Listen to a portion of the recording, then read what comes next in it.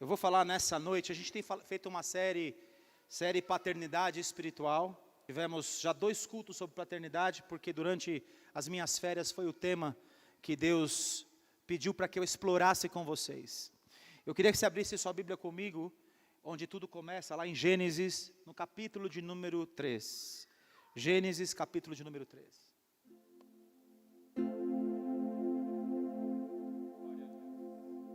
O tema da mensagem dessa noite, já que a Bíblia nos mostra aquilo que nós vimos nos cultos anteriores, que Deus é um Deus que trabalha a família. Ele estabelece Adão e Eva, e Ele dá a Adão e Eva tanto autoridade, quanto domínio, quanto uma sequência do que Ele faria, toda a herança do que Deus criou, domínio sobre os peixes, sobre a terra, sobre as aves do céu, sobre os animais, domínio sobre tudo. Então Deus, Ele estabelece um domínio a partir de famílias. Quando o homem cai, se desvia de Deus, Ele vai restabelecer o contato dele com o homem. Então Ele cria, Ele chama Abraão: sai da tua terra, da tua parentela, da casa do teu pai, e em ti serão benditas todas as famílias da terra. Posso ouvir um amém até aqui? Deus abençoa famílias e dá a Abraão 2 coisas: um herdeiro, que herdaria tudo aquilo que ele estava conquistando para Deus, e dá a ele uma herança, também conhecida por todos nós como terra da promessa. E muitos cristãos, queridos, muitos de nós temos nos perdido nesse ínterim, nesse lugar. Disse para você que Deus estaria restaurando nos últimos dias, e é nos últimos dias, a unção de Elias, que converteria coração de pai a filho e de filho a pai, no sentido e no âmbito realmente espiritual, porque nós estamos falando de unção. E estamos falando que o herdeiro da unção é aquele que tem paternidade espiritual. Deus vai passando de pai para filho. Eu sou o Deus de Abraão, de Isaac e de Jacó. E o interessante nisso é que Abraão é o que conquista para Deus, Isaac é o que mantém as coisas que o pai conquistou, e é em Jacó que acontece a explosão, é onde acontece a multiplicação. Por isso que o diabo quer muito quebrar essa transição e essa transferência de unção de pai para filho, porque é a terceira geração que explode. Então o que ele faz? Ele começa a trabalhar o filho para entrar em desavença com o pai, espiritualmente falando, fisicamente falando também, porque todas as heranças espirituais vinham sobre a vida do primogênito. Então ele faz o primogênito errar, o primogênito cair, para não receber a porção dobrada da herança e assim por diante. Mostrei para vocês nesse ínterim que Elias e Eliseu demonstram exatamente essa passagem de unção. Mas não é só Elias e Eliseu. Paulo fala: meu único filho, meu verdadeiro filho Timóteo. Timóteo, avive o dom que há em ti pela imposição das minhas mãos e de todo o presbitério. O que significa que o que Paulo recebeu em Deus, ele está transferindo para Timóteo, para Tito, para os outros filhos da fé de Paulo. Voltando ali em Elias e Eliseu, Elias conquista uma baita de uma unção, uma das maiores unções. Unção essa que vai permear até os últimos dias. As 2 unções que estão no monte com o Senhor Jesus, Elias e Moisés, eles estão ali na transfiguração, e eles participarão também. Jesus diz: Elias veio e Elias virá. Elias virá no final dos tempos para converter coração de pais aos filhos, filhos aos pais, para que a promessa seja efetiva, para que eu não venha e fira a terra com maldição. Resumão rápido, quem pegou aí, resumão rápido, glória a Deus. Então, mas na vida de Elias e Eliseu segue Elias faz provas com Eliseu. Fala: fica aqui que eu vou ali adorar em Betel, fica aqui que eu vou para Gilgal, fica aqui que eu vou para Jericó, fica aqui. E Eliseu tem a resposta do que Deus espera de cada um de nós. Vive o Senhor e vive a minha alma, que eu não te deixarei. Esse é o coração de um filho que é também herdeiro. Um filho herdeiro, ele sabe para onde ele está olhando, ele sabe para o foco. E tanto é fato que quando tinham 50 profetas, ficaram esses 50 profetas do outro lado, e eles discerniam o que ia acontecer com Elias, e eles falavam: olha, isso está em 2 Reis, capítulo de número 2, eles falavam: olha, hoje o teu Senhor será tomado de sobre a sua cabeça. Todos eles discerniam que algo espiritual muito importante estava para acontecer. Nós vivemos dias que nós também discernimos que algo importante, espiritual muito importante, como nunca houve importância, vai acontecer diante dos nossos olhos, nos nossos dias, e nós fomos chamados para ser os herdeiros de tudo isso que Deus quer entregar. Somos nós aqui, é conosco, é a nossa geração. É a nossa geração também que está vendo o maior mal na terra, o maior desvio de todos os tempos, a maior apostasia de todos os tempos. E o diabo está usando isso muito bem dentro da igreja. Ele faz a igreja nos nossos dias apostatar da fé, deixar a fé, deixar sua herança. A igreja tem vendido a sua herança por um prato de lentilha, mas Eliseu estava de olho naquilo que Deus tinha preparado ele para ser. E ele fala, todos ficam do outro lado do Jordão. Ele fala, ó, se você vive a minha alma, que eu vou cruzar esse Jordão, e você fica para lá, eu fico para cá. Ele fala, vive o Senhor e vive a minha alma, que eu não te deixarei. Ele cruza o Jordão. Do outro lado do Jordão, então, somente então, o Elias estava falando, fica para trás, me deixa. Muitas vezes, querido, querida, você vai ser testado pela sua paternidade espiritual, para se desvincular dela, para largá-la, para assumir herança. O problema de Israel, o problema do filho pródigo e o problema da nação de Israel inteira é que eles queriam a herança. Então eles mataram os profetas, mataram inclusive o filho. Para quê? Para se apropriar da herança. Mas Eliseu, ele estava de olho na figura de Elias. E Elias fala, olha, se você, então o que queres que eu te faça? Ele fala, eu peço que você me toque por porção dobrada do teu espírito. O que Eliseu pede é direito somente de uma pessoa na antiga aliança. Na nova aliança, todos nós somos a igreja dos primogênitos arrolados do céu. Posso ouvir um amém? Mas na antiga aliança, a unção passava somente, a porção dobrada somente para o primogênito. Os outros filhos recebiam o seu quinhão de herança, mas a herança de fato era passada somente para a porção dobrada do primogênito. O primogênito manda na casa. Até hoje é assim lá no Oriente Médio, ali na região do Oriente. Perguntei para o apóstolo, essa semana, ele é árabe, né? Libanês. Eu falei, mas como que é lá esse negócio? E o filho que não recebe a herança, ele fica lá chateado, porque o irmão mais velho que recebeu, e nem sempre é o mais velho, falou que 10 em 9 o mais velho recebe. 9 em 10, o mais velho recebe. Uma porção, às vezes, a unção, a porção dobrada, não vai para o primogênito, vai para um outro filho da escala. Mas eu falei, e os outros filhos? Eles ficam entediados, chutam o balde, falam que já que a herança não é para mim, então também vou viver a vida doidada aí, vou pegar minha parte da herança e que se dane. Não, é muito curioso, que eles respeitam tanto que o irmão primogênito mais velho, ele acaba tendo o privilégio e a honra e também a responsabilidade de servir como o pai da casa. Quando o pai da casa viaja, quem assume a responsabilidade da casa é o filho primogênito. Então, agora voltando em Eliseu está ali diante de Elias, e ele fala, eu peço que você me toque por porção dobrada do teu espírito. Eu vim até aqui, eu não deixei. Eu talvez tenha sentido humilhado, desprezado, rejeitado pelo pai. Porque Elias só tem, fica aí que eu vou ali, fica aí que eu vou ali, fica aí moleque, fica aí, fica para trás aí. Mas ele não deixa. Isso me chama a atenção. E então ele ganha o direito. O que queres que eu te faça? Que você me toque, que eu receba porção dobrada do teu espírito. Ele fala, dura coisa você pediu. Isso não é para qualquer um. Em outras palavras, você lembra de alguma outra situação na Bíblia que alguém diz, o que queres que eu te faça? Jesus com o cego, alguém lembra disso? Quando o cego chega e diz, Jesus, filho de Davi, tem compaixão de mim. Jesus pergunta para ele, muito óbvio, não é? Entre aspas, o que queres que eu te faça? Mestre, que eu torne a ver. Não é isso? Jesus o toca e ele recebe aquilo que ele foi buscar em Deus. Esse lugar, queridos, é só para alguém que valoriza, não a herança somente, mas quem é aquele que conquistou a herança. É alguém que valoriza a paternidade. Tanto é verdade que ele fala, se você me vir quando eu for tomado, tudo será seu. Vai receber a porção dobrada. Em outras palavras, também dizendo assim, ele está dizendo, se você já for profeta, quando eu for tomado, se você puder ver aberto no reino do Espírito, me ver sendo tomado pela carruagem de fogo, então você vai receber. E quando ele fala isso, de repente vem uma carruagem de fogo. E Eliseu agora está vendo no reino do Espírito. Mas a frase de Eliseu é fundamental para saber aquele que possui e tem herança. Ele diz a seguinte frase, meu pai, homens de Deus e os seus cavaleiros. E ele recebe a porção dobrada, que a capa cai, rasga no meio, e ele fende a água, e a unção já começa a operar na vida dele de maneira dobrada. Até fisicamente foram 7 milagres e 14 milagres. Até no físico ele herdou porção dobrada dos milagres que realizou. É muito tremendo isso, queridos. Isso é herança, e a forma de manter a herança é tão fundamental. O filho, ele precisa se preocupar com a herança que tem do pai. E ele precisa entender como proteger essa herança.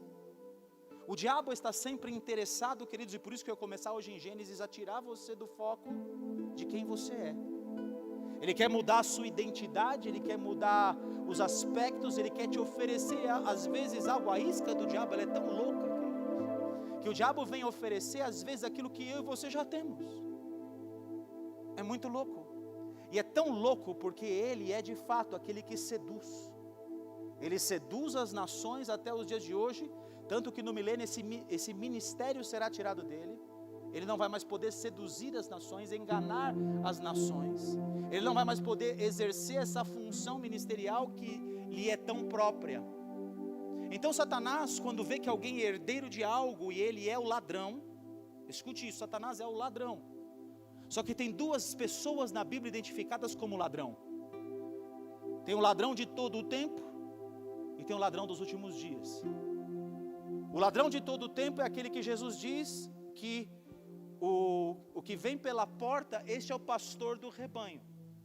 Mas o que vem por outro caminho, este é o lobo, é o ladrão. Então esse ladrão que a Bíblia está, o diabo veio para roubar, matar e destruir.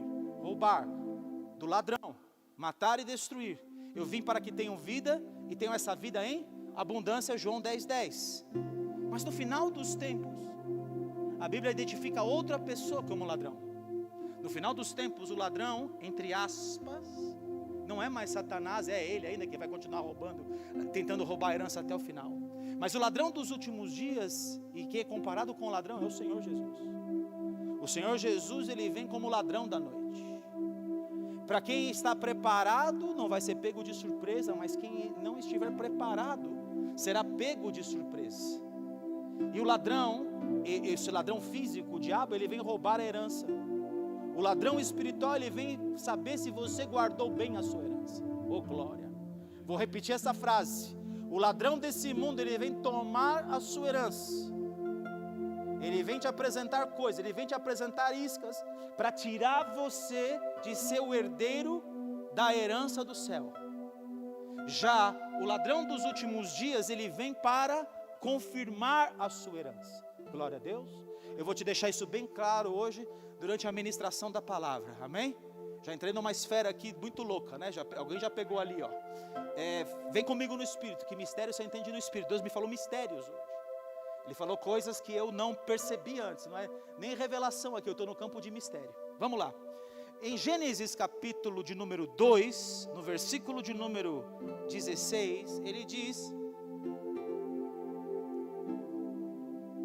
depois que ele dá domínio para o homem, para governar sobre tudo, na sequência ele diz, olha, mas eu te dou uma condição, homem. Você pode comer de tudo que eu te dei, todas as árvores do jardim você pode comer livremente, porque você é o dono de tudo isso. Mas não esqueça de depender de mim. Tem algo aqui no jardim, em tudo que eu te dei, que você não pode tocar. Você pode usufruir de tudo em mim. Eu comecei orando a seguinte frase que o apóstolo Paulo diz: nele existimos, nele vivemos, nele nos movemos. Quando Paulo em Atos 17 está falando com os gregos em sabedoria, ele está dizendo que não é que eu sou dele, não é, nele nós vivemos, nele nos movemos, tudo está dentro dele, e eu estou dentro dele, estou dentro de Deus. Vocês estão entendendo isso? É muito mais do que ele ser onipresente. Eu estou presente dentro de Deus. Isso é muito louco. Você é dentro, você se move nele, você está nele. Então por que eu quero me afastar dele, ou sair dele, ou tentar um caminho diferente do caminho de estar nele? Mas essa é sempre a tentação do diabo e a isca dele para arrancar você do propósito, do caminho, da dependência. É muito louco. A gente se torna independente, dá murro em ponta de faca, se estoura aqui, se estoura lá. Meu Deus do céu. Eu vejo, queridos, hoje, olhando para trás, de quantas coisas Deus me livrou. De quantas enfermidades que eu podia estar agora enfermo e morto. De armas apontadas para a minha cara. De cidade inteira descendo uma rua me perseguindo, querendo me matar. Quantas coisas, em acidente de carro que foi o choque que eu precisei tomar para me converter na perua do meu trabalho da Sabesp, que o motorista encheu a cara e passou no cruzamento do jeito que veio para eu acordar. E aí o convite semanal da minha mãe: filhos, vamos para o culto, vamos para o culto, vamos para o culto. E às vezes que eu chegava de madrugada, 5, 6 horas da manhã em casa, e minha mãe estava lá orando de joelhos, chorando. E eu falava, por que o senhor está chorando? Sabendo muito bem, era uma pergunta retórica. Sabia muito bem que era por causa de mim. Eu sabia que minha mãe estava fazendo ali. E minha mãe falava, nada não, meu filho, nada não. Mas naquele dia, daquela perua, que estourou o carro, que eu desacordei, o primeiro pensamento que veio na minha cabeça foi, estou no céu ou estou no inferno? Quando eu vi um clarão todo branco, e não sabia onde eu estava. Todo mundo desacordado do meu lado da pancada que tomamos. Pessoas quase morreram. E naquela semana mesmo, minha mãe, como todas as outras semanas, falou, filho, vamos para o culto. E naquela semana eu falei, vamos, mãe. Ela, você vai? Eu falei, vou, todo estourado, com um ponto no braço, com um ponto no queixo, com a marca da minha conversão aqui. Eu entrei na igreja onde tocava um louvor, uma igreja simples, no centro da cidade. Um pastor de verdade, que eu tive o privilégio de conhecer e ser pastoreado por ele, o pastor Abel. Por isso desconfie de quem fala mal do pastor que teve. Esse pastor para mim foi uma das maiores bênçãos de toda a minha vida. Me deu todas as chances. Mas eu entrei naquela igreja e tocava o louvor, e eu não conseguia parar de chorar. Eu chorava aquele dia como chorava hoje sozinho na minha casa, escutando um louvor que estava me arrebentando por dentro. Esse louvor que eu mandei para você no grupo aí, era o louvor que eu estava sendo visitado por Deus hoje. Estava conseguindo acessar lugares em Deus. O diabo, ele odeia isso. Ele odeia quando você está protegido nesse lugar. Então ele vai tirar Eva desse lugar. Ele vai puxar Eva, ele vai colocar uma isca para Eva. Você conhece a história, eu não vou entrar nos detalhes, mas ele diz, o que disse Deus, de todas as árvores você pode comer. Ela falou, olha, disse que podemos comer, mas daqui está no meio do jardim, não podemos comer nem tocar. Ele já vê que tocar não era de Deus, Deus nunca falou para não tocar, falou para não comer. Ele já vê que ela não está tão certa, não, porque se a gente comer dessa aqui nós vamos morrer, tocar dessa aqui nós vamos morrer. Ele falou assim, não, é certo que você não vai morrer, mas o que vai acontecer com você, Eva, é que eu vou te apresentar algo. Você vai ter um trono. Você vai ser como Deus. Você vai sentar nos lugares de Deus. E Deus quer te enganar, Eva, porque Ele não quer que você tenha o que Ele tem. Você, tudo que você tem aí é nada perto daquilo que você pode ter. Ela governava todo o planeta. Ela, na verdade, tinha um trono. Trono esse que a isca de Satanás vem para puxá-la para fora daquilo que ela estava escondida do esconderijo de Deus. Satanás não pode te tocar dentro do esconderijo. Escute essa frase. Satanás não pode te tocar dentro do esconderijo. Sabe quando você está caçando aqueles bichinhos sei lá, uma isca do peixe. A isca do peixe, você lança a isca do peixe ali, o peixe está tudo bem com ele, mas a hora que ele plim na isca, ele sai daquela condição que ele está de peixe na água e vai tornar prato na sua frigideira, porque ele aceitou comer uma isca. Os crentes hoje têm aceitado muito facilmente as iscas. Mas o diabo te apresenta iscas para arrancar você do lugar, tirar você da sua herança e mais, assumir o que era teu. Ele já estava sem trono porque ele quis sentar no trono de Deus. Ele vai lançar o mesmo sentimento em Eva, ele vai lançar a mesma isca que ele mordeu em Eva.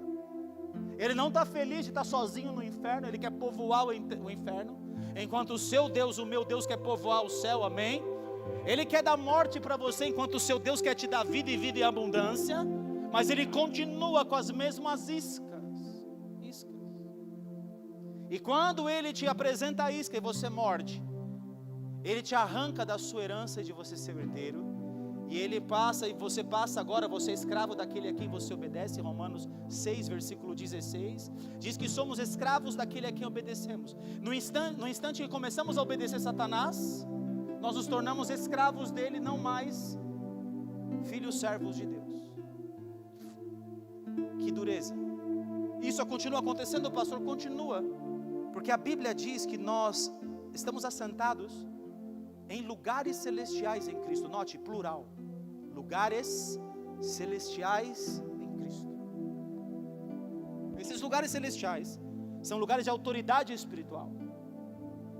O diabo não se preocupa muito com você subindo no reino, conquistando coisas no reino, adquirindo heranças no reino, adquirindo dons no reino. adquirindo posições espirituais no reino, porque Ele vai te propor coisas de novo, que você já tem, dizendo que você não tem, e que Ele pode te dar algo muito melhor. Tem um lugar então, queridos, que você se esconde a sua herança. Esse lugar está no Salmo de número 91. Um salmo muito tremendo e muito importante. E eu não ia falar nada disso até eu chegar ali, antes de vir no caminho ali, Deus falou comigo, comece por aí. Você pode ver aqui na minha anotação que eu vou começar em Lucas. Mas eu tinha que te dar esse preâmbulo para você entender que existe um lugar onde você protege o que Deus quer que você proteja. É um lugar onde você encontra esconderijo. E há uma chave para esse esconderijo. E nesse esconderijo existe tesouro. No reino dos céus, queridos, existe tesouro. Mas os homens se importam mais com os tesouros terrenos. E mordem a isca, e por isso perdem os tesouros dos céus. Deus destinou para nós uma herança. Sabe o nome dessa herança, queridos? Reino dos céus. Esta é a nossa verdadeira herança. Dentro dessa herança há pessoas que têm terra. Não vou adiantar isso. Segura aqui. Vamos voltar para a palavra, senão eu começo a desdobrar. Eu faço a dobra e a gente vai para outra dimensão. Tem a dobra lá que dizem os cientistas, tem a dobra que você passa para outra dimensão. Às vezes quando está pregando você passa nas dobras e vai para outra dimensão. O que habita no esconderijo do Altíssimo, a sombra, e descansa a sombra do Onipotente. Quem habita no esconderijo de Deus, ele tem um lugar de descanso em Deus. Ele tem um lugar de blindagem em Deus. Querido, esconderijo não é para qualquer pessoa que você aponta o lugar. Alguém aqui quando criança já teve um esconderijo? Alguém aqui já foi criança imaginativa aqui? Quem já teve esconderijo, levanta a mão. Eu já tive esconderijo também. Ali você acha que você está protegido, não acha? A gente brincava de escoteiro no meio de uma floresta. Meu Deus do céu, eu nem sabia onde a gente estava. A gente tinha um esconderijo na árvore, na floresta. Eu e meus amigos, esconderijo. Aquele esconderijo não protege nada, mas esse esconderijo em Deus, protege tanto você quanto tudo que você tem. Ele te blinda. Esse esconderijo aqui do Salmo 91 nunca foi uma coisa para você colocar em cima da sua estante e colocar lá aberto no Salmo 91 porque ele vai expulsar os maus espíritos. Não é isso. Para você habitar no esconderijo existe uma conduta. Porque quem habita nesse lugar, Deus revela a eles os segredos. Segredos Deus revela para aqueles que o temem. Posso ouvir um amém aqui? Então o temor do Senhor e a forma como eu atuo é o que me leva ou me tira desse esconderijo. O diabo está louquinho ali com a isca para arrancar você de cá, porque você acha que o diabo, ele teria a ousadia ou a pachorra de entrar nesse lugar onde você está escondido, no esconderijo do Altíssimo? Alguém acha que ele poderia entrar nesse lugar? Alguém acha que precisa temer alguma coisa quando você está diante de um Deus todo-poderoso, onipotente, que tem todo o poder? Ele não te trata como qualquer um, ele estende as asas sobre você. Ele te cobre, ele falou, eu queria cobrir Israel como a galinha, ela cobre os pintinhos, os pintainhos. Deus quer cobrir a gente dessa maneira, mas nós às vezes escolhemos outro tipo de cobertura para nós. Queremos sair do esconderijo de Deus, da dependência de Deus. Queremos herdar coisas, achamos que somos capacitados demais, sabedores demais. E nós de repente atendemos as expectativas do diabo, para ele tomar a autoridade que é minha e sua. Só que ele diz que nesse lugar de esconderijo, que é o lugar para o final dos tempos, quem não tiver nesse lugar de esconderijo, não vai aguentar o tranco. Eu preparei um lugar, quando vier o diabo, o anticristo se levantar, onde eu vou sustentar, esconder os meus filhos, por 1260 dias, 3 anos e meio, Deus vai esconder os dele, e ele vai dizer assim, caiam 1000 ao meu lado, 10.000 à minha direita, eu não serei atingido, somente com os meus olhos contemplarei, e verei o castigo dos ímpios, porque a mim se apegou com amor, eu o livrarei, poloei num alto retiro, porque conheceu o meu nome, ele me invocará e eu lhe responderei, estarei com ele no dia da angústia, livrá-lo-ei, saciá-lo-ei com longevidade, e lhe mostrarei o lugar da minha salvação. Isso é lugar de esconderijo. Isso nunca foi tão importante, esse salmo nunca foi tão importante quanto eu estar habitando num lugar de fato de esconderijo. É o lugar onde eu tenho que guardar as coisas para o ladrão não vir e roubar. E agora, tendo feito esse preâmbulo, abra comigo em Lucas capítulo 12.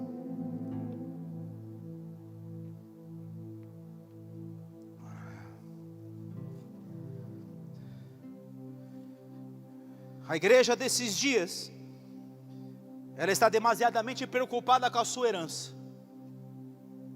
Ela se comporta exatamente como os primeiros que foram rejeitados, os judeus em Israel.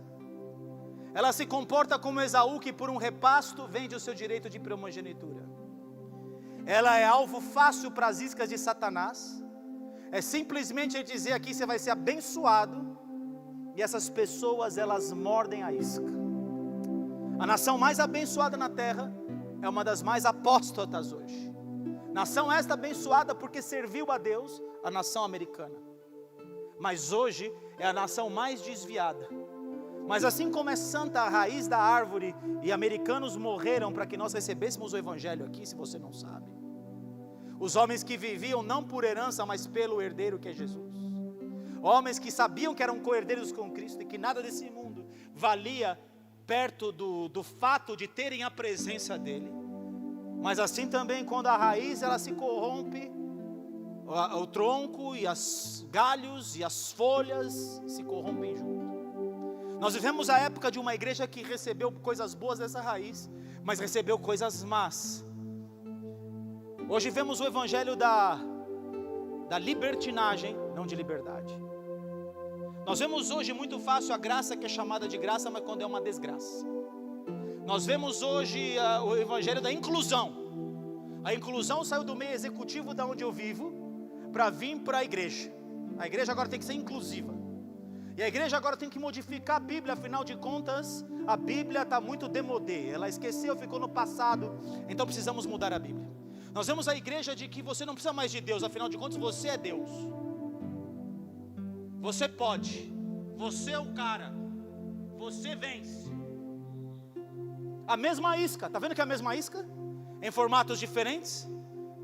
Satanás apresenta as mesmas mentiras e o homem continua caindo nas mesmas mentiras. É o evangelho do coach.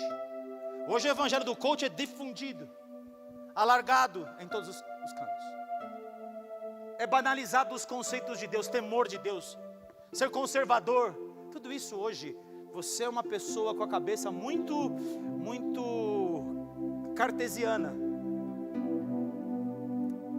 Na verdade tudo isso é uma preparação, porque o diabo está voltando e ele está preparando para que as pessoas que de fato têm o perfil de crer em Deus do jeito que Ele é, esses são os conservadores que eles atrapalham o crescimento do mundo, porque eles são contra tudo que é novo. Então eles querem puxar o mundo para baixo. Esse é o evangelho do diabo. Só que infelizmente esse evangelho do diabo, que deveria ser muito nítido para nós, não tem sido nítido para o povo de Deus. O povo de Deus tem abraçado com todas as forças, principalmente porque se alguém falar para você aqui, olha, você precisa se santificar, esvazia a igreja. Mas se alguém falar para você assim, olha, você vai ter herança, propriedades, bênçãos, carros e casas, você vai ser o cara, você vai ter as melhores posições, aí você fala, essa igreja que eu quero frequentar. Não é à toa que as maiores igrejas do mundo hoje são as igrejas que pregam esse evangelho da isca de Satanás. Você está falando mal de algum pastor? Não. Você está falando do evangelho? Sim. A Bíblia nos ensina a julgar as palavras. É o que eu estou julgando, para abrir os seus olhos, porque nem tudo que reluz é ouro. Sabe o que acontece? Às vezes a pessoa entra na igreja, queridos, e ela acha que ela não vai ser feliz enquanto ela não tiver vencido na vida. Eu te pergunto, o que é vencer na vida? Enquanto ela não tiver sucesso, o que é ter sucesso? Tem gente aí, eu vou contar um exemplo aqui. Deus está me usando a minha boca, filhos. Eu sei quando é Deus, quando sou eu. Quando eu tenho que forçar para entregar algo, não estou tendo que forçar nada. Tinha um cara no meu trabalho, e a gente viajava toda semana para Curitiba, para atender um banco, o HSBC, Bameirinhos. Era impossível nós vendermos lá. E esse cara era o cara da confiança do banco, que era da minha empresa. Ele era o cara da confiança. Então ele ia, e nós íamos e ficávamos de terça até quinta lá em Curitiba. Então eu viajava toda terça de manhã e voltava toda quinta à noite para atender esse cliente. Deus só nos deu esse cliente porque Ele deu uma experiência para 3 homens de Deus que estavam atendendo essa conta, dos quais eu era um deles. O outro já viu tanta coisa sobrenatural que um dia eu quero viver tudo que ele viu no sobrenatural. Ele já viu o shopping parar e as pessoas ficarem como estátua, só para converter um cara que estava do lado dele. As coisas mais lindas assim. Ele já viveu a experiência do táxi, ele botar aqui a mão do lado, ele viu que tinha a Bíblia, ele falou, isso aqui é uma Bíblia. Ele tinha 5 minutos para chegar no aeroporto, não ia dar mais tempo de voar, ia perder o voo. Quando ele bota a mão na Bíblia e olha, e o cara fala, é uma 66 essa, o taxista. Quando ele vê, ele está dentro do aeroporto, na porta do embarque, ali na porta de entrar no aeroporto. Deu tempo dele pegar o voo. Ele foi trasladado com carro e tudo por um anjo do Senhor que tinha uma 66 do lado aqui. Esse é meu amigo que, por causa dele, eu entrei numa sala, explodiu as luzes da sala. Não é que apagou, explodiu as luzes para Deus falar, não aceita essa isca. Vai no caminho mais difícil que eu vou te dar um grande projeto. Mas esse homem estava com a gente lá. Esse outro, que não era de Deus. E o cliente queria ele lá. Então eu fui beneficiado por ser um servo de Deus. Mas ele tinha que gastar tempos. Às vezes tinha feriado, ele tinha que ficar lá. Resultado, um psicólogo colocou na cabeça da esposa dele que ela era muito jovem, muito bonita, e que o marido dela não dava devida atenção para ela, e que portanto ela tinha que ser feliz. Afinal de contas o marido dela estava desempenhando muito o trabalho, esquecendo da sua casa. Um homem com 2 filhas lindas, que quando percebeu tudo que estava perdendo, quis voltar atrás. Eu tentei ajudá-lo, mas o psicólogo já tinha feito a cabeça da mulher dele, ela já tinha mordido a isca, não para ficar com um psicólogo, mas com outro homem. De que vale o sucesso desse mundo, queridos? Tem pessoas que estão muito próximas da morte e elas percebem e falam assim, mas por que eu lutei tanto por essas coisas? Por que eu quis tanto esse sucesso? Que o diabo te dá e com a outra mão ele tira e te arrebenta. Queridos, eu já tive coisas do mundo, eu sei o que é o mundo. Eu já fui do mundão. Eu podia fazer as coisas que eu queria do mundo. Só que eu tinha um vazio dentro de mim, que eu falava, de que vale isso? Tinha dia que eu acordava em lugares, eu falava, o que eu estou fazendo aqui? Que porcaria eu estou fazendo nesse lugar? Quero dizer para você que muitas coisas que nós almejamos, elas são da isca. E a isca tira você do mais importante. Em Lucas capítulo de número 12, se eu conseguir começar a pregar.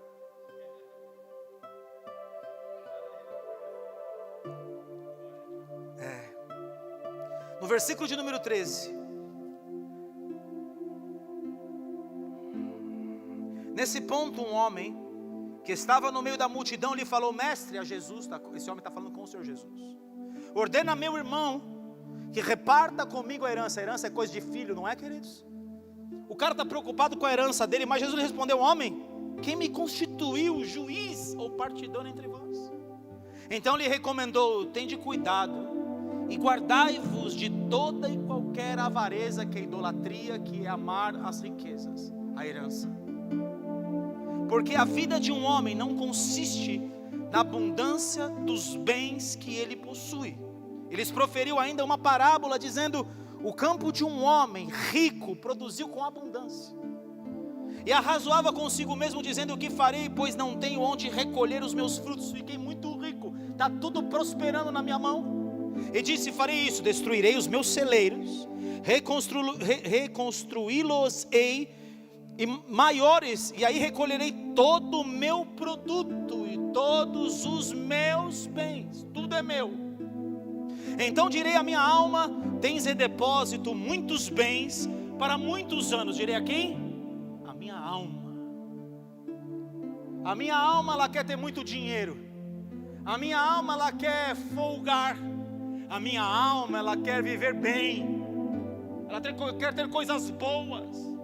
Ela quer descansar bastante. A nossa alma, a Bíblia compara ela com um jumento selvagem que tem que ser explorado para você ganhar. Na vossa perseverança, Lucas 21:19, ganhareis a vossa alma. A alma precisa de perseverança, porque a sua alma, ela gosta daquilo que não presta, porque você tem uma natureza caída, e eu também. A nossa alma, ela gosta do conforto, descansa, vai fazer festa, come, bebe, regala-te, tenha prosperidade, entra no evangelho da prosperidade, que Deus quer te dar tudo. Deus, o Pai, Ele não é um inconsequente, e o amor dele não é reckless love, não é um amor inconsequente. Deus sabe muito bem o filho que Ele tem que abençoar e o filho que Ele não vai abençoar. Às vezes a bênção de Deus pode ser sua desgraça, por isso Deus não te dá. Pedis e não recebeis, Tiago 4:3, e pedis mal para esbanjares nos vossos prazeres. Pedis e não recebeis, porque pedis mal para esbanjar nos vossos prazeres. Esse cara rico aqui está querendo a mesma coisa, ele quer deleitar, ele quer descansar. Ele aceitou a isca de Satanás, ele está preocupado. Jesus está contando essa parábola porque o outro está preocupado com o dinheiro que tem, com a herança que tem. Está brigando. Eu já vi várias famílias serem destruídas por causa de dinheiro. Várias. Ricos, riquíssimos. Mas os 5 milhões de um não era o suficiente, ele queria mais 5 que era do outro, ele queria 10. Estou falando que era muito mais do que isso. Eu já vi. E não foi uma vez. A primeira coisa, quando meu pai morreu, eu tenho 2 irmãs que eram do primeiro casamento do meu pai. A primeira coisa que eu fiz foi dizer: vocês eram filhas dele também, vocês têm parte nessa herança também, não precisa nem me pedir, eu vou escrever e vou dar a sua parte. Nem me questionaram, nem reclamaram nada, também nem dei chance. Embora esse bem ele adquiriu com a minha mãe, e elas tinham a casa delas, eu não tinha casa, mas eu falei: o bem vai ser repartido porque ele era seu pai. Você está entendendo, queridos? As pessoas brigam por herança. Mas Deus lhe disse: louco, esta noite te pedirão a tua alma, e o que tens preparado para quem será? Qual é o tipo de preparação que nós estamos entrando? Para que nós estamos preparados, queridos? Nós estamos preparados para quê? Para qual tipo de herança? Para uma grande herança aqui na terra, para ficarmos ricos, comprar nossa lancha, andar por aí para cima e para baixo. A menos que essa lancha seja para buscar os que estão sem Deus, essa lancha não serve de nada. Se essa lancha não tem propósito, é uma porcaria de uma lancha na sua vida. Ainda mais se Deus falar: vai, vende tudo que você tem, dá aos pobres, terá um tesouro no céu, então vem e me segue. Ainda mais se for para isso. Mas eu tenho o prazer de conhecer homens que têm deixado tudo que têm para servir a Deus. Eu tenho tido esse prazer de conhecer homens desse naipe, desse estirpe, dessa espécie. Homens cuja herança não tem nada a ver com o que tem aqui na terra. Assim é quem tesoura para si mesmo, versículo 21, e não é rico para com Deus. Ou seja, o sucesso aqui da terra não transmite o sucesso que é de Deus. Então o Senhor Jesus vai falar com os seus discípulos agora. Agora está falando com homens que não conhecem Deus e que estão dando valores errados, mas ele vai falar com os seus discípulos: olha aí, ó, não andeis ansiosos por coisa alguma. Nós vivemos um mundo da ansiedade, queridos. Nós queremos para ontem o que é para daqui 5 anos. Nós queremos que o bebê nasça de 1 mês, porque afinal de contas esperar 9, não tem nenhuma medicina mais moderna aí para arrancar um bebê em 1 mês? Será que ainda não conseguiram desenvolver para dar umas injeções lá no bebê e ele crescer rápido e arrancar logo ele do ventre da mulher? Será que não existe nada? Nós vivemos o fast food, nós queremos tudo rápido, e nós queremos as coisas. Ele diz: não andeis ansiosos pelas coisas, pelo que há vez de comer, beber, vestir, porque são os gentios, os que são desse mundo, que se preocupam com isso. Não andeis com esse tipo de ansiedade, meus filhos. Para de focar, em outras palavras, no lugar errado. Está comigo aí, querido, querida? Para de focar naquilo que é pão. Para de focar naquilo que é bem. Para de focar naquilo que minha mão pode te dar. Para de focar naquilo que é bênção. Para de focar nisso. Da tarde da bênção, a noite da vitória. Para de focar nisso. Para de focar no profeta que vai dizer tudo sobre a sua vida que você quer ouvir. Foca no profeta que vai dizer o que você tem que mudar para entrar no céu. Em vez de focar no profeta que vai dizer, olha, Deus está te dando um carro. Deus pode te dar um carro, pode te dar muito mais do que um carro, querido. Que para Deus isso aí não é nada. Mas Deus é Deus de propósito, Ele faz com propósito. Tudo que Deus faz tem propósito de glorificar Ele. Jesus diz, eu te glorifiquei, consumando a obra que me deste para fazer, aleluia. É assim que se glorifica a Deus. Se glorifica a Deus fazendo a vontade dEle, não a nossa, renunciando a nossa carne, e não dando vazão para a nossa alma. Regala-te, descansa, come e bebe, porque afinal de contas Deus quer mesmo é te abençoar. Ele é Pai, então Ele quer te dar coisas. Queridos, minhas filhas, elas não querem as coisas, elas querem também. Se eu estou falando isso aqui, não. Mas a hora que eu sento na mesa e falo quem eu sou em Deus para elas, então elas choram. Para de olhar daquilo que eu posso te dar, e graças a Deus eu posso. Eu estava errando até porque eu não tive muita coisa. Quando eu tinha uma pizza na minha casa, era festa. Minha mãe trazia uma pizza de mussarela com atum, a pizza que eu mais gosto até hoje. Eu sinto até o cheiro do óleo, do papelão que vinha a pizza, da padaria do cara que era no meio do caminho da minha casa. Mas eu não podia ter pizza toda semana. E às vezes hoje eu vou em qualquer restaurante e entro com as minhas filhas. Eu falo, parou, acabou. Não é assim. Não é bagunçado desse jeito. Eu não vou entortar você, te ensinando a ser abençoada. Não é isso. Eu vou ensinar você a depender de Deus. Está difícil aqui, vai depender de Deus. Está vendo essa situação difícil? Vamos depender de Deus. É assim, é diferente. Não é bagunçado desse jeito. Então no versículo 29, não andeis, pois a indagar que a vez de comer ou beber, que herança vai ser, se não vos entregueis às inquietações, porque os gentios de todo o mundo que não conhece a Deus, é que procuram essas coisas, mas vosso Pai sabe que necessitais delas. Ele é Pai. Qual é o pai que se o filho pedir pão vai dar uma pedra, pedir um peixe vai dar uma serpente, pedir um ovo vai dar um escorpião? Se nós que somos maus sabemos dar boas dádivas para os nossos filhos, quanto mais o Pai não vai dar o Espírito Santo, que resolve toda a sua vida, aqueles que lhe pedirem. Ele dá o Espírito Santo, queridos. Você precisa do Espírito Santo. Eu vou, e vocês vão ficar tristes, mas eu vou deixar um Consolador, e Ele vos guiará a toda a verdade. O Espírito Santo, o Consolador, porque sem Ele, vocês nada podem fazer. Eu só fiz o meu ministério quando eu comecei a ser ativado por Ele, e disse, o Espírito do Senhor está sobre mim, e me ungiu para evangelizar pobre, pôr em liberdade oprimido, curar quebrantado, dar vista aos cegos, e apregoar o ano aceitável do Senhor, porque essa é a minha missão, esse é o meu propósito. Eu sou o Messias e eu vim fazer isso. É disso que eu preciso. Eu preciso de propósito. Eu confundo propósito com herança. Essa é a pataquada que nós estamos nos enfiando como igreja nos últimos dias. Você não. Posso ouvir um amém aqui? Você não. Buscai antes de tudo o reino, o seu reino, e essas coisas vos serão acrescentadas. Não temais, se você é pequeno, pequenino rebanho, porque vosso Pai se agradou em dar-vos o quê? Qual é a herança? O seu reino. O que Deus quer te dar? Reino, domínio, governo. Ele quer restaurar você na estrutura do que Ele fez você para ser um dia. Este é o propósito de Deus na minha e na sua vida. Está pegando a mensagem aí? E nós estamos preocupados com esse reino, com tronos, outros que são nos apresentados como iscas.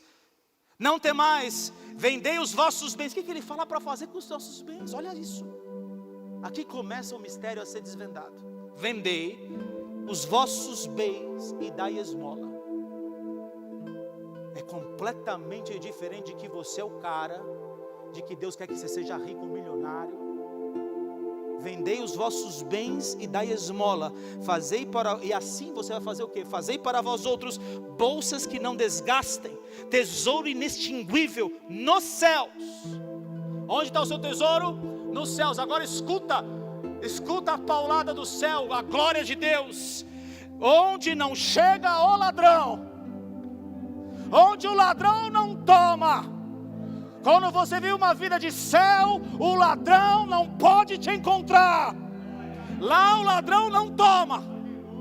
Lá o que veio para roubar, matar e destruir, ele não pega, porque lá é tesouro do céu guardado por Deus e por querubins, serafins, anjos da glória de Deus. O ladrão não acessa esse lugar. O ladrão não acessa o lugar do sacrifício em Deus. O ladrão não acessa o teu altar construído em Deus. Aleluia. Começa a capturar a mensagem no teu espírito. Isso é segredo de Deus. E nem a traça consome, porque aonde está o seu tesouro, aí estará também o vosso coração. Eita nós. Ponto número 2. Eu estou preparando um lugar aonde? Jesus mesmo disse, eu vou para um lugar, vou segurar essa daqui também, que essa daqui também é power, que acabou de me dizer outra coisa aqui em cima, segura. Guarda aí João 14 para mim. 14.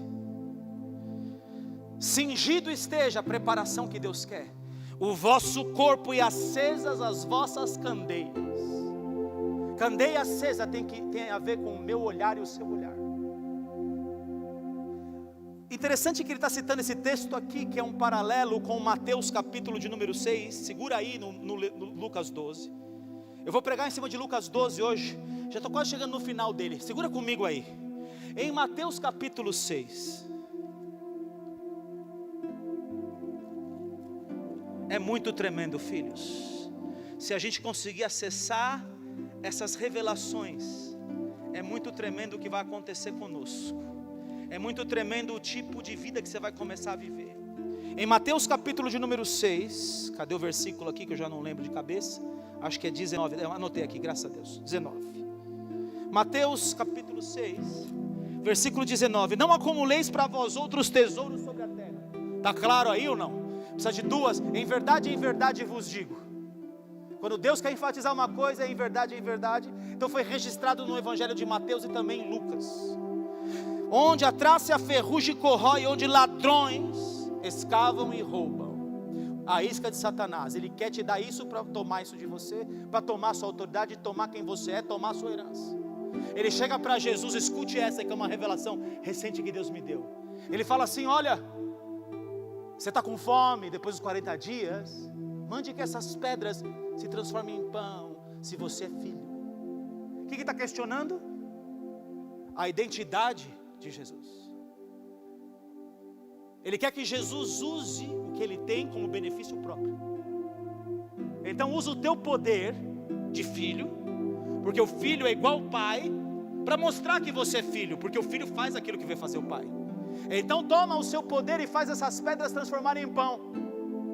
Mas Jesus fala assim, está escrito, aleluia, não só de pão viverá o homem, mas de toda palavra revelada, de toda rema que sai da boca de Deus, aleluia. O meu negócio está com Deus. Eu te dou a glória desses reinos. Se você prostrado me adorar, é tua, é tudo para você. Pega a isca, toma a isca aí. Jesus responde o que para ele? Ao seu Deus, Senhor teu Deus adorarás, e somente a Ele darás culto. Você pode dar um aleluia, um glória a Deus aí? E quando ele pega a Bíblia e vai falar sobre ele, ele vai dizer o que ele é e para quem que eram as coisas que ele tinha. O Espírito do Senhor está sobre mim, na sequência disso, de ter resistido ao diabo, e me ungiu para o próximo. Me ungiu não para usufruir da herança, mas para doar o que é meu. O Espírito do Senhor está sobre mim para evangelizar o pobre, pôr em liberdade o oprimido. É alguma coisa para ele? Dar vista aos cegos, apregoar o ano aceitável do Senhor. Para quem? Para ele, que já é filho de Deus? Ou para mim, para você? Pegou a revelação aí, filho? Sintonizou aí na frequência do céu? Está entendendo como é que você é um filho de Deus? Como é que você é alguém que tem herança? Como é que você é alguém que não quer estabelecer reinos terrenos? É assim que funciona. Mas a gente tem comido o evangelho torto e temos nos tornado tortos. Tem até aquela musiquinha, eu sou um homenzinho torto, morava numa casa torta. E aí vem, volta lá em Lucas, não, estou lá em Mateus ainda, 6. Porque onde está teu tesouro, está o seu coração, são os olhos, a lâmpada do corpo. Se você olhar para essas coisas como aquilo que você precisa, Se você não olhar para o reino, o seu corpo vai ser trevas, e a luz que há em ti serão trevas, e se forem trevas, com grandes trevas serão. Mas se você olhar com olhos bons para a herança que está no céu, para o tesouro que está no céu, onde está no esconderijo do Altíssimo, onde ninguém pode pegar, nenhum ladrão pode acessar, então se você olhar para este lugar, os seus olhos serão bons e todo o seu corpo será luz. E então você está mostrando que ninguém pode servir a dois senhores. 24, porque o há de aborrecer-se de um e amar ao outro. E na sequência ele fala da ansiedade da vida. Não poder servir a Deus e a mamão, não poder servir a Deus e as riquezas. Eu não posso ter riqueza? Pode, desde que a sua riqueza esteja focada no reino.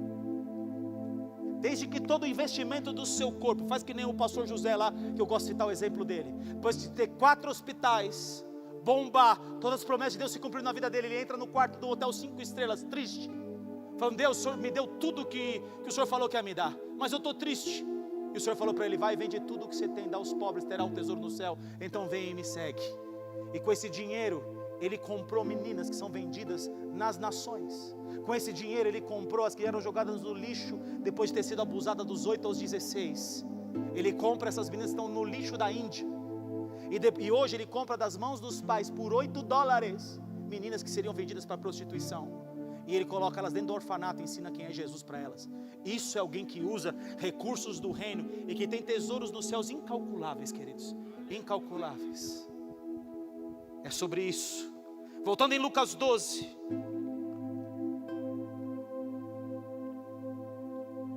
Ainda falando da preparação. Cingido esteja o vosso corpo, e acesas as vossas candeias. Sede vós semelhantes a homens que esperam pelo seu Senhor, ao voltar ele das festas de casamento, dos tabernáculos. Festa dos tabernáculos é a festa de casamento com o Senhor, é a festa das tendas. Festa dos tabernáculos, quando Deus vem tabernacular conosco. É quando Deus vem tomar para si a sua noiva, é na festa dos tabernáculos. Então está falando de festa de casamento, Deus está falando de tabernáculos. Nós vamos entrar em tabernáculos no próximo versículo. Para que quando vier e bater a porta, logo lhe abram. Bem-aventurados aqueles servos a quem o Senhor, quando vier, os encontrar vigilantes. Os servos de Deus precisam ser vigilantes. Em verdade vos afirmo que ele há de cingir-se, dar-lhes lugar à mesa, e aproximando-se os servirá. Ele quer encontrar pessoas que vigiam quando ele voltar para casar com a noiva. A noiva tem que estar vigilante, ela não pode estar ligada nessas coisas que vão desviar a ela do altar de Deus. Por isso que essas pessoas não estarão vendo. Quer ele venha na segunda vigília, quer na terceira, bem-aventurados serão eles, se assim os achar. Sabem, porém, isso: se o pai de família, se você soubesse a que hora havia de vir o ladrão. Agora Jesus se coloca como ladrão. Se o pai de família soubesse a hora que vem o ladrão do céu, vigiaria e não deixaria arrombar a sua casa. Ficai também vós apercebidos, porque a hora, olha como ele é o ladrão, em que não cuidais, o Filho do Homem virá. Está entendendo? A hora que você não estiver prestando atenção, a hora que essas coisas saciaram você, a hora que a ansiedade te tomou, a hora que o lockdown te fechou, a hora que você fica preocupado, você vai comer amanhã. Essas horas faz você desviar do tesouro do céu. A hora que você está muito ocupado para falar com Deus, está muito ocupado para entrar no esconderijo, está muito ocupado com as coisas dessa vida, e você não acessa mais esse lugar. Ficai também apercebidos, porque a hora que o homem não vigiar, esse ladrão virá. E Jesus está voltando para ver o que nós estamos fazendo com a herança. Se nós estamos entregando, tomando a isca de Satanás, se nós estamos escondendo a herança no céu. Então Pedro perguntou: Senhor, profere essa palavra para nós ou também para todos? Quando ele pergunta, você já está respondendo, é para todo mundo. Porque se está perguntando, está com dúvida, é que tem algo para você aí. Eu estou mexendo com você. Quando a palavra mexe com você, queridos, não é para o irmão você não é o crente pá que joga para o outro lado, é com o outro aqui que Deus está falando. É comigo. Sabe com gente que Deus pode contar? Aquele que fala: é comigo. Fala comigo. Deus está falando comigo hoje. Glória a Deus. É o crente que Deus quer levantar. É o crente vigilante. Disse o Senhor: quem é, pois, o mordomo fiel? Aqui está a chave. A chave é da mordomia. A herança não é minha. Eu sou mordomo de algo que Deus me deu. E eu preciso dele para usar esse algo.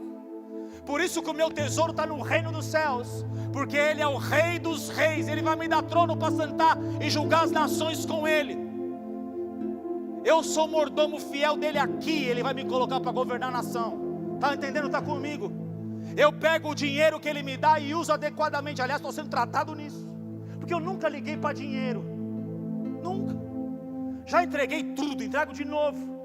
Mas Deus falou assim: essa é uma parte da moeda. O outro lado da moeda é o que ficou na sua mão.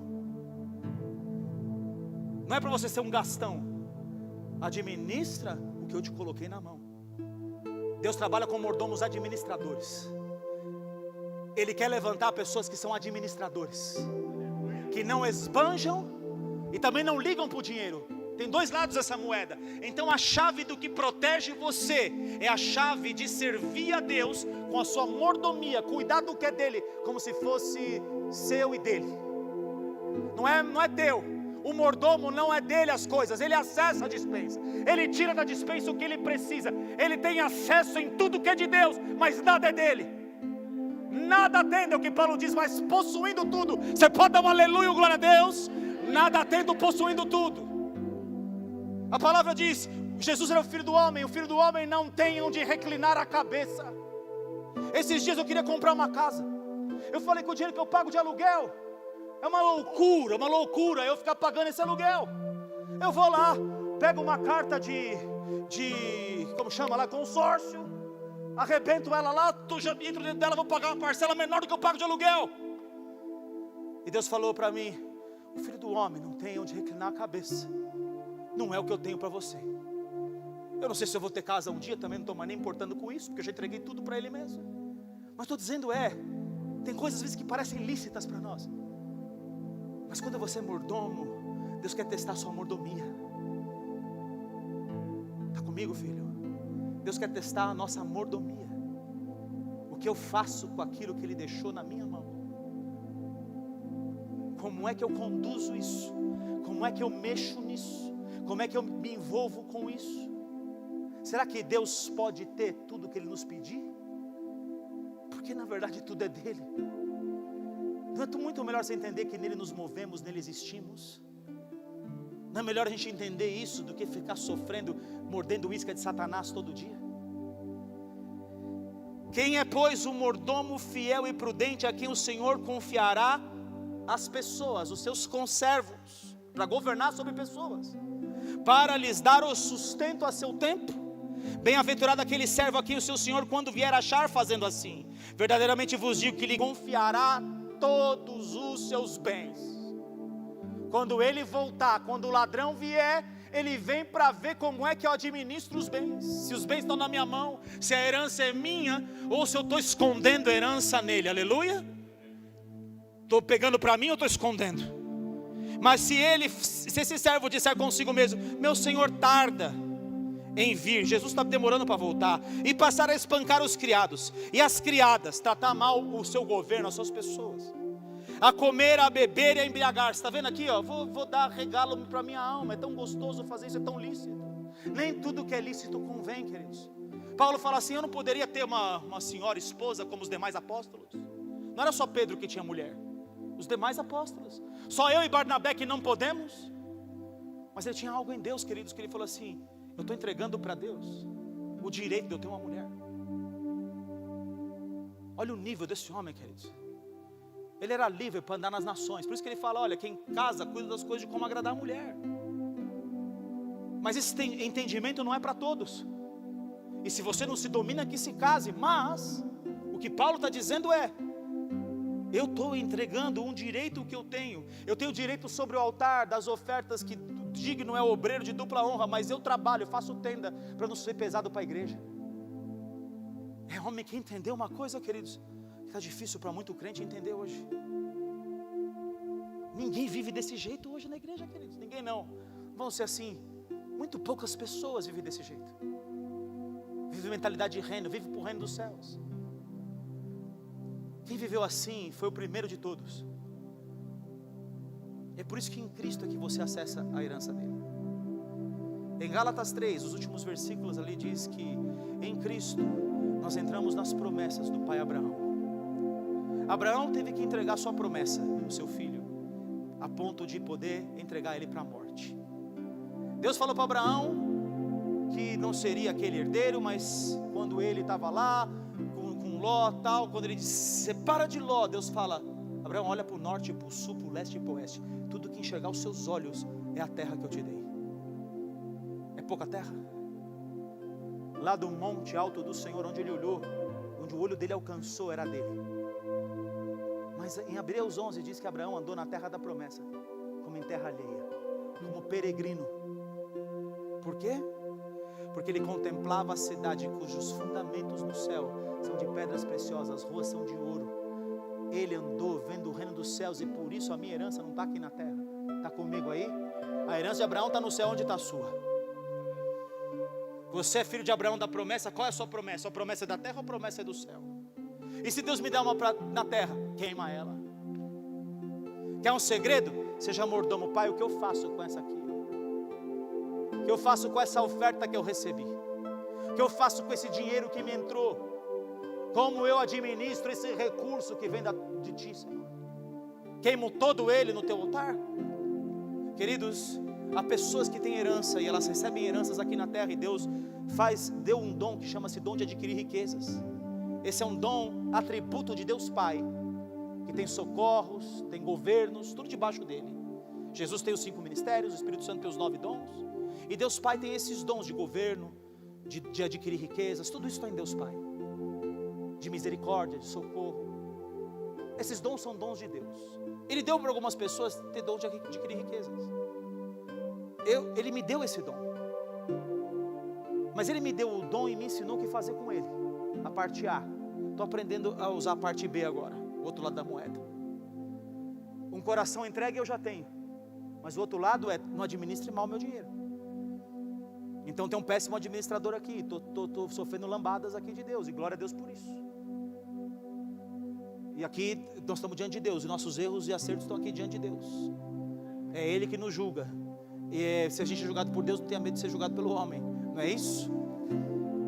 Então Abraão, ele entendeu que tinha um lugar de depósito. Então tinha tribos em Israel.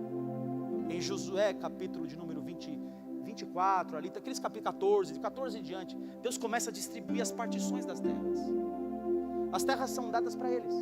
Então Manassés vai ter essa tribo, vai ter esse pedaço de terra, o Judá vai ter aquele outro pedaço, o outro vai ter aquele outro pedaço, todas as tribos tinham pedaços. Mas em Deuteronômio 18,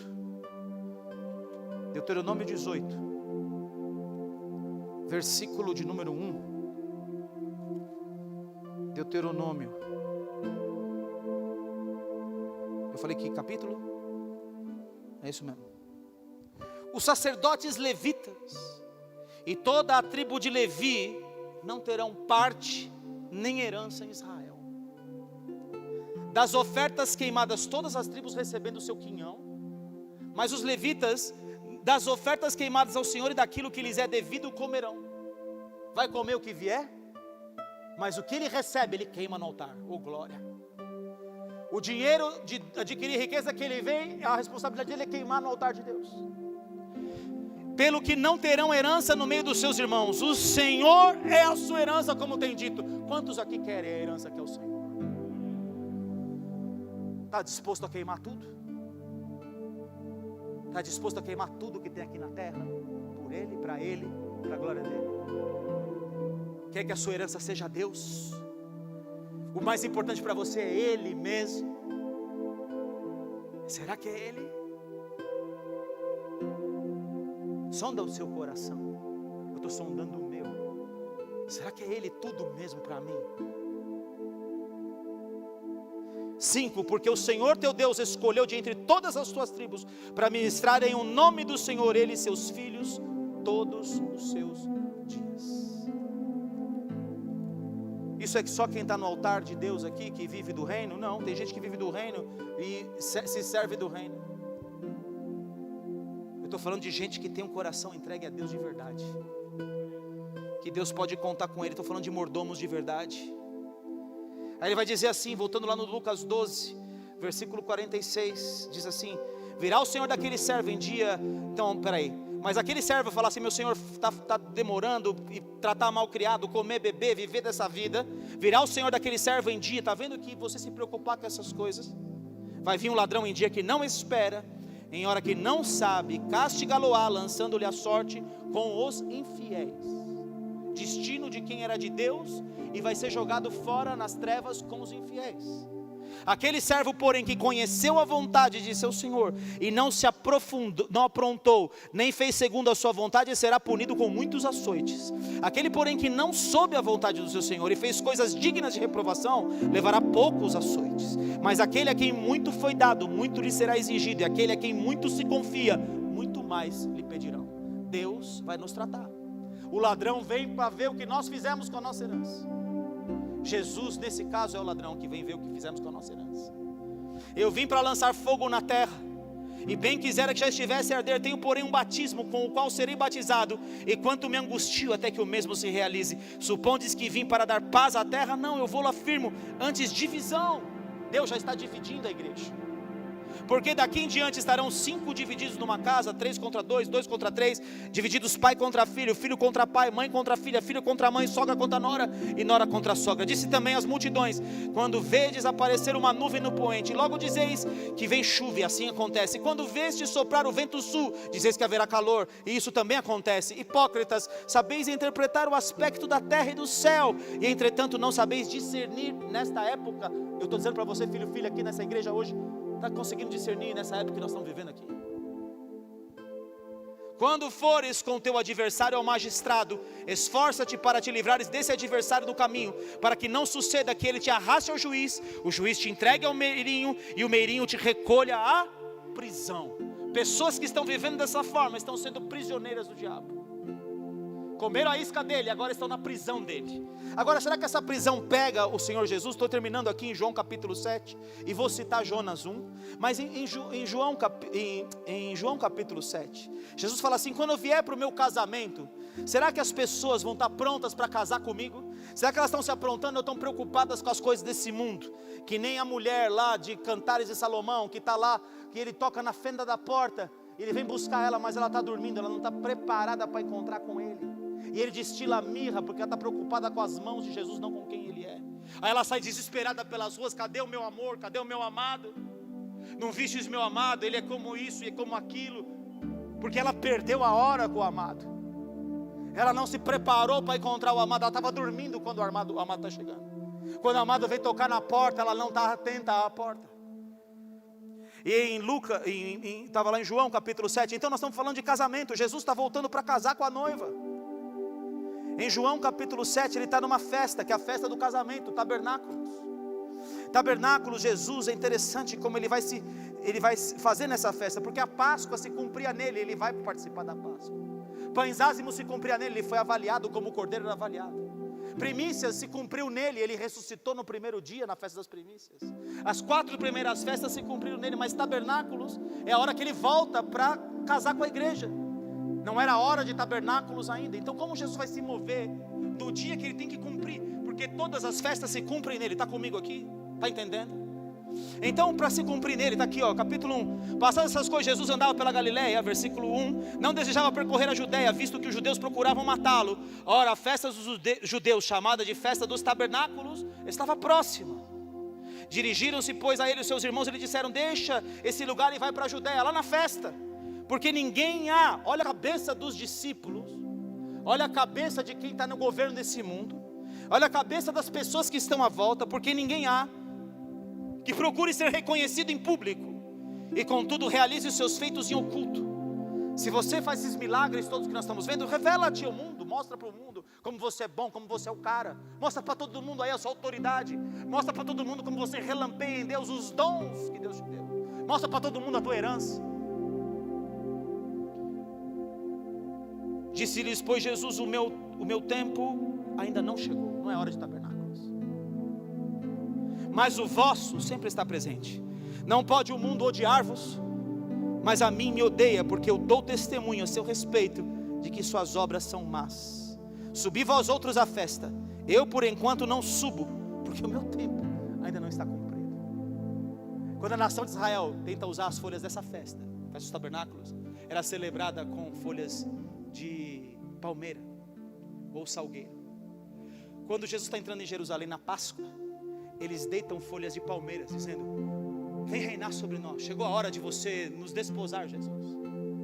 Mas não era a festa certa, não era o tempo dessa festa, era o tempo dele morrer por nós, para nos preparar para nos encontrar com ele. Em João 14 diz: quando eu for e preparar lugar, eu vou vir buscar vocês, para que aonde eu estou estejais vós também. Posso ouvir um amém aqui? Então Jesus está preparando o lugar, ele está preparando o lugar para vir buscar essa noiva, que está lidando bem com essa herança, escondendo a herança nele. E aí continua aqui no versículo 14: corria já em meio a essa festa. Então Jesus não foi cumprir a festa, e Jesus subiu ao templo e ensinava. Versículo 16: respondeu-lhe Jesus: o meu ensino não é meu, e sim daquele que me enviou. Se alguém quiser fazer a vontade dele, conhecerá a respeito da doutrina, se ela é de Deus ou se falo por mim. A doutrina que é doutrina de Deus, ela vem de fazer a vontade dele. O servo sob a vontade não fez, ele vai castigar com açoites, e o lugar dele é com os ímpios. Nem todo o que me diz Senhor, Senhor entrará no reino dos céus, mas quem entrará? O que faz a vontade do meu Pai que está nos céus. O que faz a vontade de Deus é o que entrará nos céus. Quem não faz a vontade de Deus não entrará. Esse é o tema por trás que o Senhor Jesus está dizendo. Ele está suando gotas de sangue. Senhor, se possível passe de mim esse cálice. Ele fala: um batismo eu tenho, que nós lemos no texto anterior, que vós não conheceis. Vocês podem suportar o meu batismo? Ele fala desse batismo quando ele está com os discípulos, em Marcos capítulo 10, disputando qual deles era o maior. E ele fala, Tiago e João chegam para ele e falam assim: olha, no seu reino, deixa que eu sente o seu lado direito, o outro ao seu lado esquerdo. Ele fala: isso aí pertence a meu Pai, mas por acaso vocês podem tomar o cálice que eu vou tomar? Porque para sentar em lugar no céu, tem cálice para tomar. Ele não está falando que vocês não podem sentar nesse lugar. Ele está falando: vocês estão dispostos a beber? Vocês vão beber, mas sentar à minha direita, à minha esquerda, é para quem meu Pai destinar. Mas vocês estão preocupados aí achando que vocês vão governar? Na verdade, no meu reino é diferente. Quem governa é mordomo. Você pode dar um aleluia, glória a Deus. Quem governa é o servo de todos. Está comigo aqui? O que Jesus está falando aqui, está lá no Getsemane, ele também está falando: Senhor, se possível passe de mim esse cálice, contudo não seja a minha, mas a sua vontade. O que é a vida de Jesus? É uma vida de entrega. Ele está queimando tudo no altar. A vontade dele é diferente da de Deus. Ele está renunciando à vontade dele. Isso é mordomia de Deus.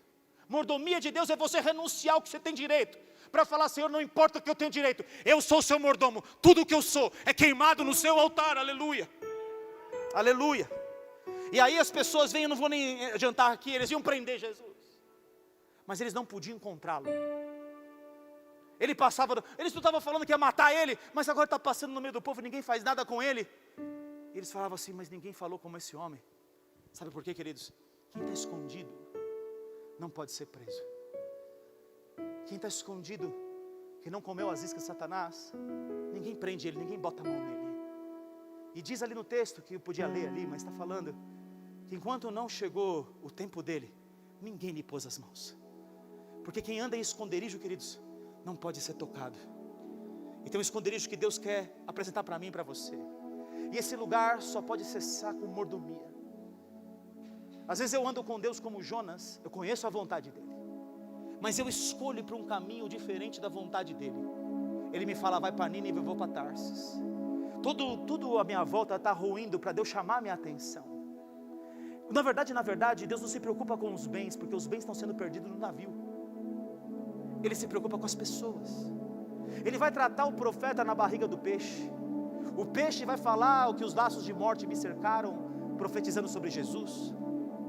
Ele vai ser cuspido no lugar quando ele se rende de novo a Deus. Ele chega em Nínive, ele prega, os caras se rasgam. O rei, a cidade, animal, vai tudo para jejum. O rei se quebra. Mas é ruim quando a gente conhece a vontade de Deus. Escuta isso. A gente até obedece à vontade dele, mas o nosso coração não está naquilo. O passo número 3, passo número 2 é obedecê-lo. Mas obedecer por religião é ruim, é duro, é difícil. Eu não estou dizendo que todo tipo de renúncia é fácil, tem renúncia que é difícil mesmo. Mas eu tenho que ir num ponto onde eu tenha prazer de escolher como Deus. Deus tem me levado nesses lugares, nesses dias. Tem vezes que eu pronuncio palavras que são da vontade de Deus, Ele fala, mas o seu coração não acompanhou. O seu amor não acompanhou o meu amor. Não adianta só você executar o que eu estou falando, você tem que executar o que eu estou falando com a inteireza do amor junto da palavra que você carrega. O problema de Jonas foi esse. Porque embora Jonas seja o filho que falou não vou, depois foi, como naquela parábola que Jesus cita, quando ele chega lá, ele não deixou essa graça transformar o coração dele. Ele não tinha misericórdia daquela cidade inteira. Ele ficou bravo com Deus, porque Deus é misericordioso e é bom. Jonas nunca deixou Deus trabalhar o coração dele, para ele se tornar bom como Deus é. Esse lugar é lugar de esconderijo. Amém, meus queridos? Esse é lugar para quem é aquele que quer segredo. Esse lugar é lugar onde as trevas não podem te alcançar, onde o diabo não pode te tocar, aonde você queima não só a sua oferta, mas o seu coração no altar. Deus quer levantar nesse lugar, nessa noite, mordomos de Deus. Mordomos que sacrificam como os levitas que não tinham herança. Será que alguém aqui estaria disposto a não ter nada dessa terra de verdade? Porque seus tesouros estivessem totalmente no céu. Haveriam pessoas que abriram mão do seu sucesso, eles estão perguntando ali para Jesus, não é ninguém que tem esses dons que o Senhor tem, que não se manifeste para todo mundo ver. E no final os fariseus, será que alguém creu desses sacerdotes de nós aqui, os orgulhosos que não puderam perceber Jesus lá? Mas essa plebe, esse povinho de nada, aí está crendo nele. Antes eles crescem. Às vezes a minha posição, às vezes o que eu tenho, as coisas à minha volta, os meus prazeres não me deixam viver tudo que Deus quer que eu viva nele. Mas há um chamado aqui nessa noite. O chamado nessa noite é chamado dos que escondem as coisas nele, os que queimam e os que servem somente a ele. Esse é o chamado dessa noite. Para quem aceitar, para quem quiser. E quem quiser esse chamado tem que saber que dentro desse chamado carrega uma coisa: sacrifício e administração, sacrifício e mordomia, sacrifício e ter direito de não ter nada. Eu tenho direito de ter tudo aqui, mas eu nada tenho, mas possuo, porque os levitas também tinham terra. Posso ouvir um amém aqui? Tinha um lugar para eles morarem. Está disposto a morar em qualquer lugar aí? E se Deus quiser te enviar lá para Etiópia, está tudo bem? Está tudo bem? Será que você queimaria por Jesus lá? Esse final de ano, se Deus assim permitir, nós vamos conhecer Guiné-Bissau, o segundo país mais pobre de todo o mundo. Você sabe que eu vou fazer evangelismo de impacto, a gente faz eles. Mas eu quero ver quem vai morar lá. Quem sabe algum de nós Deus vai chamar para morar lá. Por causa de um povo. Vocês estão me entendendo, filhos? Deus quer levantar verdadeiros apóstolos dos últimos dias. Os apóstolos são os que morrem por Cristo. Morrer não é simplesmente morrer fisicamente. Morrer é morrer para as coisas, para tudo, para direitos, para deveres e direitos. Isso é morrer. Queria ser o apóstolo do anonimato? Nunca ninguém te chamar de apóstolo, mas você ser um apóstolo do Cordeiro. E ver o Senhor Jesus como Paulo viu depois. Eu que fui, que perseguiu a igreja indigno, mas Jesus apareceu para mim. Será que a gente ama isso mesmo? Ama Ele desse jeito? Eu estava sondando o amor do meu coração esses dias, eu estou encerrando aqui. Numa situação que eu tive que julgar. Eu estava sondando o meu coração. E eu vi o coração de Moisés. O coração de Moisés foi Deus falando para ele: há uma sentença sobre esse povo, há uma sentença de morte sobre eles. Eu vou acabar com esse povo aí porque eles adoraram bezerros. E eu vou começar tudo novo com você. Tudo bem, Moisés? Não, Senhor. Não está bem. Risca o meu nome do livro da vida. Não está bom. Risca meu nome. Ou quem sabe Paulo, com os que perseguiam ele, apedrejavam ele, dizer: Senhor, eu quero ser anátema, maldito pelos meus irmãos. Eu vou dizer para vocês, eu não estou nesse nível de mordomia ainda. É uma coisa a se perseguir. E eu quero perseguir com tudo que eu sou, com tudo que eu tenho. Isso é parecer com ele. Esse é o Jonas que vai com a vontade e com o coração. Foi Moisés vacilar que ele não entrou na terra, não é? Quando ele esqueceu quem ele era. Curva sua cabeça um instante, enquanto nós louvamos a Deus.